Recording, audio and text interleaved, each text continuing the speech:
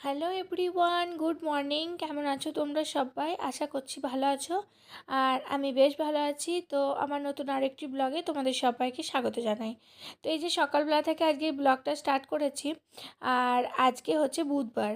আর বুধবার তোমাদের সাথে ব্লগটা শেয়ার করছি। তো সকালবেলা এই যে মনার স্কুল আছে, তো সেই জন্য সকাল সকাল টিফিন করতে চলে এসেছি।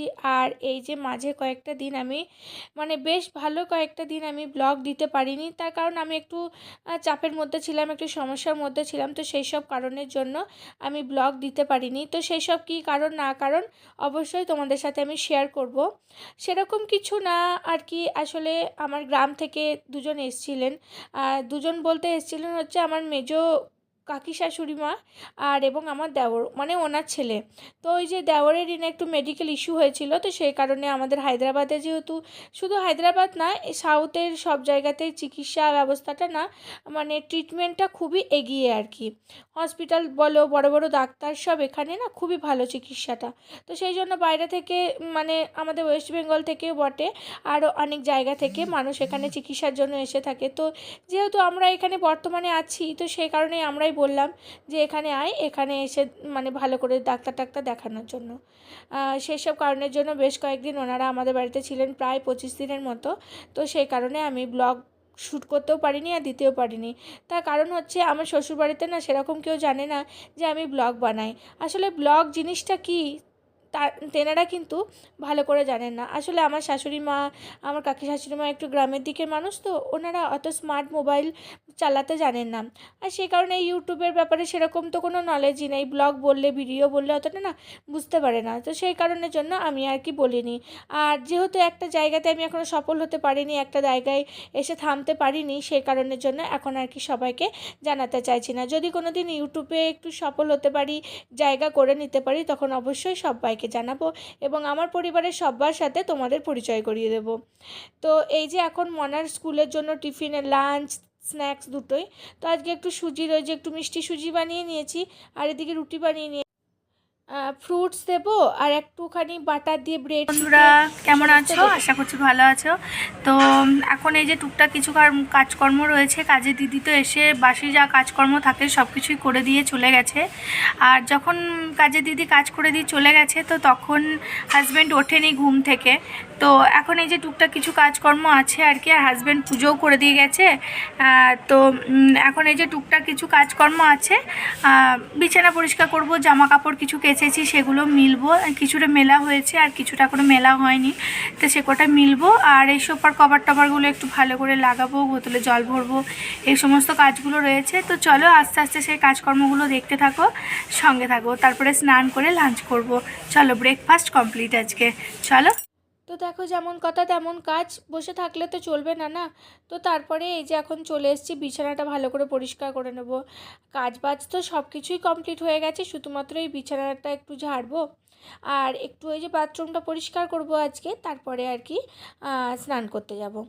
তো এই যে এখন বিছানাটা ভালো করে পেতে নিচ্ছি। আর এই বেডশিটটা কয়েকদিন যাবতই পাতা আছে, তো সেই কারণে আজকে না বেডশিটটা তুলে দিয়ে একটা কাঁচা বেডশিট পেতে দেবো। সেই কারণের জন্য বেডশিটটা দিয়ে এটা আর কি ঝেড়ে দিচ্ছিলাম। তো প্রথমে ভাবলাম বেডশিটটা পেতেই দেবো, কিন্তু ভাবলাম যে না থাক, পাতবো না। তো সেই জন্য এই যে সাইডেই ওয়াশিং মেশিন আছে, একদম ডাইরেক্ট ওয়াশিং মেশিনে বেডশিটটাকে তুলে একদম ভরে দিয়েছি। তারপরে একটা ধোয়া কাচা বেডশিট নিয়ে আসলাম কাভার থেকে বের করে। আর এখন এই যে এই বেডশিটটাই ভালো করে টান টান করে পেতে দেবো আর কি। ধোয়া কাচা একটু বেডশিট ভালো করে পেতে দিলে না বেশ ভালো লাগে, তাই না? আর আমি এমনিতেই জানো তো বেডশিট খুব একটা বেশি দিন ব্যবহার করি না। তার কারণ ওই যে 4-5 দিন হয়ে গেলেই না, 4-5 দিন কি 2-3 দিনেও অনেক সময় হয়ে থাকে, 3 দিনের বেডশিটটা আমি তুলে দিই। আসলে ওয়াশিং মেশিনে যেহেতু বেডশিট এই সমস্ত জিনিসগুলো ধুয়ে থাকি, হাতে না বেডশিটগুলো ধুই না, আসলে খুব কষ্ট হয়। আর যেহেতু আমার কাছে উপায় আছে, সেই কারণের জন্যই আর ফালতু হাতে কেচেই বা কী করব। তবে সেরকমভাবে হাতেও আমি প্রত্যেক দিন জামা কাপড় কাচি। যেমন মনার জামা কাপড়গুলো, ছোটো ছোটো জামা কাপড়, তারপরে ও স্কুলের ড্রেস এত নোংরা করে নিয়ে আসে, মানে জানোই তো বাচ্চারা স্কুলে গেলে তো খেলাধুলা সব কিছুই করে, তো সেই কারণের জন্য ওরা ওরা তো অত জানে না না যে কী নোংরা হচ্ছে কী কী। তো সেই কারণে ড্রেসগুলো না আমি মানে সবসময় হাতেই ধুয়ে থাকি, যাতে একটু ভালো করে পরিষ্কার হয়। আর ওয়াশিং মেশিনে দেখবে যখন অনেকটা ময়লা হয়ে যাবে, ওয়াশিং মেশিনে কিন্তু সেটা না একদমই ছাড়তে চায় না। সেই কারণে আর কি 2-3 দিনের বেডশিট বলো, আবার 2-3 দিন পরা জামা কাপড় হয়তো সেটা ওয়াশিং মেশিনে দেওয়া যেতে পারে, তো সেটাতে ভালোভাবে পরিষ্কার হয়। আর এখন এই যে বালিশের কভারগুলো চেঞ্জ করে এই বেডশিটটার ম্যাচিংয়ে যে বালিশের কভারগুলো ছিল সেগুলোই আর কি লাগিয়ে দিচ্ছি। আসলে বেডশিটের মানে ম্যাচিংয়ে বালিশের কভার লাগালে না দেখতেও কিন্তু খুব সুন্দর লাগে, তাই না বলো? তো আমার মতো কে কে বেডশিটের ম্যাচিংয়ের পিলো কভার লাগাতে পছন্দ করো অবশ্যই কিন্তু কমেন্ট বক্সে জানিও। তোমাদের কমেন্টের অপেক্ষায় থাকলাম আমি। আর তোমরা প্লিজ কমেন্ট করো, আর প্লিজ আমার ভিডিও যদি ভালো লেগে থাকে অবশ্যই কিন্তু একটি লাইক করে দিও, কারণ তোমার করা একটা লাইক পরবর্তীকালে ব্লগ বানাতে আমাকে অনেক বেশি মোটিভেট করে। সেই কারণের জন্যই প্লিজ একটা লাইক করে দিও। তারপরে এই যে ব্ল্যাঙ্কেটগুলো, মানে ওই যে কাকিমাদেরকে দিয়েছিলাম হচ্ছে ব্ল্যাঙ্কেট, তো সেই সময় এই ব্ল্যাঙ্কেটগুলো না ওই জন্য এখন রেখে দিচ্ছি। তারপরে এই যে আমাদের যেহেতু এখন এখানে একটু একটু ঠান্ডা পড়েও গেছে, আসলে রাত্রিবেলার দিকে কিন্তু ভালোই শীত শীত করছে, আবার সকালবেলা যখন উঠছি না, যেমনই আজকে যখন সকালবেলা উঠেছি আমাকে না গায়ে একটা মানে ফুল হাতা গেঞ্জি পরতে হয়েছিল, একটু একটু ঠান্ডা লাগছে, তো ভেবেছি আজকাল করে সোয়েটারগুলো সব বের করে নেব। আর মনার জানো তো, মনার যেহেতু স্কুলে ব্লেজার আছে তো ওর অতটা সমস্যা হচ্ছে না।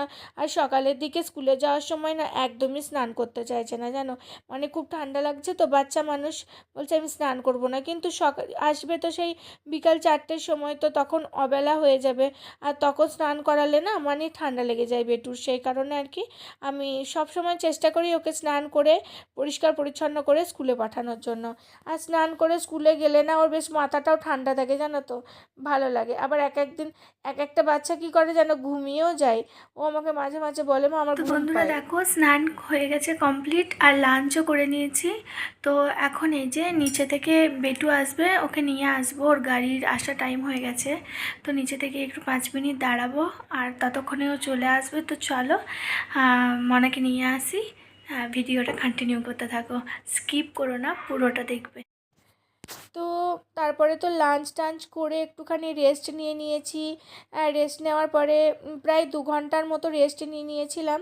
তো তারপরে আর কি বেটুকে নিয়ে এসেছি, গাড়ি এসেছিলো, বেটু 4টের দিকে এসছে, আর এখন বাজে হচ্ছে ওই বিকেল 5টার মতো। তো জামা কাপড়গুলো সব শুকিয়ে গেছিলো, তো সেই জামা কাপড়গুলো আর কি মানে ভালো করে ভাঁজ করে রেখে দিচ্ছি। আর এই যে আজকে ওর ব্লেজারটা কেচে দিয়েছিলাম আর কি, তো সেই কারণের জন্য ব্লেজারটাও এখন গুছিয়ে ভাঁজ করে রেখে দেবো। আর ওকে আসার পরে একটুখানি ওই চিড়ে কলা দুধ এসব দিয়ে মেখে দিয়েছিলাম, খেয়েছিল। আসলে আমি না ভাত দিই না, একদম রাত্রিবেলা গিয়ে ভাত খাই। আবার একটু পরে মানে ওই সন্ধ্যের দিকে একটুখানি 1/2 কাপ দুধ দেবো, তখন আর কি খেয়ে নেবে। আর কিছু আজকে না কয়েকটা জামা আয়রনও করতে আছে আমার বরের অফিসের, আর মনার স্কুল ড্রেসও কেচেছি একটা, তো সেটাও আছে আর কি। তো ভাবছি জামাগুলো আজকে না আয়রন করে নেব।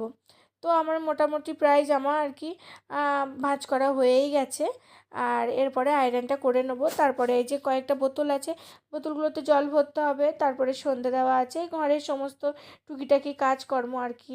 এই কয়েকটা দিন না কাকিমা ছিলেন, তো গল্প করতে করতে কখন যেন সময়টা কেটে যাচ্ছিল। আর আজকে ঘরটা না বেশ ফাঁকা লাগছে।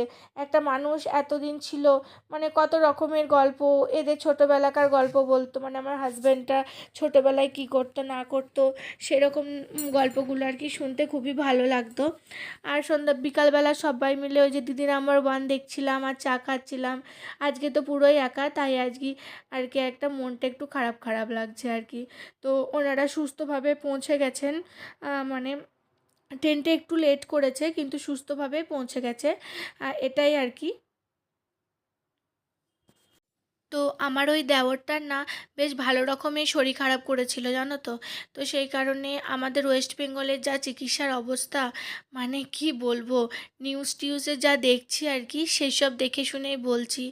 মানে এই যে বেটু স্কুল ড্রেসটা দেখছো, এটাও আর কি কেচে দিয়েছিলাম, বললাম না, এটাও আর কি আয়রন করে রেখে দেবো ভাবছি। তার জন্য এই জামা কাপড়গুলো পাশে রেখে দিচ্ছি, আর যেগুলো আয়রন করব না সেগুলো আর কি একটা পাশে ভাঁজ করে রেখে দিচ্ছি, জায়গা মতো আবার গিয়ে রেখে দেবো। তো এই যে যেটা বলছিলাম, মানে আমাদের ওয়েস্ট বেঙ্গলে চিকিৎসার যা অবস্থা, মানুষজন না ওখানে চিকিৎসা করাতে ভয় পাচ্ছেন। তো আমার এই দেওরটাকে না, আমাদের যেহেতু বর্ধমান ডিস্ট্রিক্টে আমার শ্বশুর, মানে শ্বশুর বাড়ি হচ্ছে আমার বীরভূম ডিস্ট্রিক্টে, কিন্তু আর কি বর্ধমান সাইডে যেহেতু, তো আমাদের বর্ধমানটা মানে বড় জায়গা বলতে হসপিটালটা হচ্ছে বর্ধমানেই সবাই দেখায়। তো বর্ধমানের ডাক্তারের না একটু ভয়ও পাইয়ে দিয়েছিলেন, বলেছিলেন কি যে আপনারা না কলকাতা মেডিকেলে নিয়ে যান, আর না হলে না বাইরে নিয়ে চলে যান। উনি না জবাব দিয়ে দিয়েছিলেন যে রোগটা বেশ খুব একটা ভালো সুবিধের মনে হচ্ছে না। তো সেই কারণের জন্যই ওনারা ভাবছিলেন কি করব না করব। তো প্রথমে ওরা ডিসিশন নিয়েছিলেন যে আমরা চেন্নাইতে নিয়ে যাব, চেন্নাইতে গিয়ে ওখানে দেখাবো। তো আমরাই আর কি ফোন করে বারণ করলাম, যেহেতু দেখো চেন্নাইয়ের আর আমার কাকি শাশুড়ি মা যেহেতু হিন্দি ইংলিশ কিছুই বলতে জানেন না, শুধুমাত্র বাংলা ভাষাটাই জানেন। আর ওই জন্য একটু প্রবলেম, তার থেকে বড় প্রবলেম হচ্ছে ওদের না মানে থাকবার সেরকম কোনো লোক নেই, কথাবার্তা বলা ডাক্তারের সঙ্গে, তারপরে ওই যে রান্না করে খাওয়া, ওকে ধরো অ্যাডমিট করে এখানেও প্রায় 7 দিনের মতো হসপিটালে অ্যাডমিট ছিল। সেই কারণের জন্যই আর কি আমরা বললাম এখানে আসার জন্য। তাই এই যে কয়েকটা দিন ছিল, তাই ঘরটা একটু ফাঁকা ফাঁকা লাগছে। তো চলো, আমার আয়রন শেষ, আর আজকের ভিডিওটা এখানেই শেষ করছি, দেখা হবে পরের ব্লগে।